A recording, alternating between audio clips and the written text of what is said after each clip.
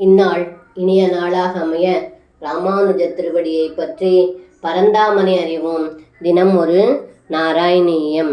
தவததிகிருத மோக்ஷே கோஷயோஷா ஜனானா அபஜத ஹிருதி க்ரோஷோ நாவகாசம் நசோகஹ ஹிருதயமபிமுஷித்வா ஹர்ஷசிந்தௌ யதாஸ்த்வம் சமமசமயரோகான்